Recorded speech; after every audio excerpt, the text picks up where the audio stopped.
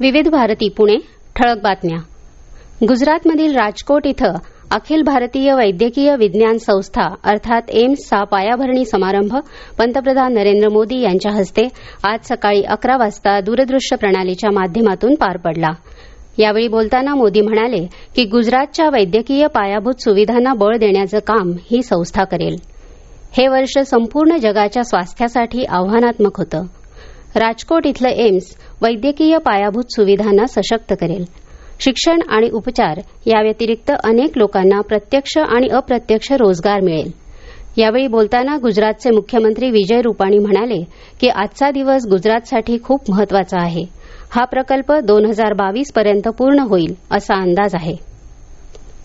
गेल्या अनेक वर्षापासून भारत आणि श्रीलंका दरम्यान द्विपक्षीय चर्चेचा प्रमुख मुद्दा असलेल्या मासेमारी संदर्भात संयुक्त कृती दलाची 4थी बैठक काल दूरदृश्य प्रणालीच्या माध्यमातून पार पडली.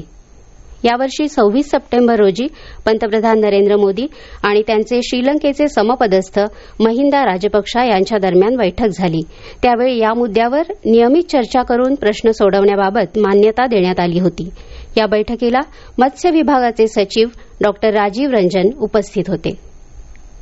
सांगली जिल्हा परिषदेत कंत्राटदारांना कामाचे वाटप सदस्यांच्या शिफारसीने करावे हा वादग्रस्त ठराव पुणे विभागीय महसूल आयुक्तांनी विखंडित केला.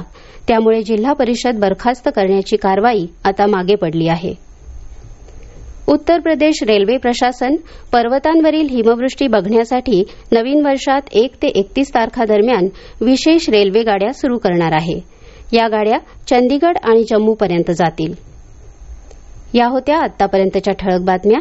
यानंतरच्या ठळक बातम्या उद्या सकाळी 8 वाजता.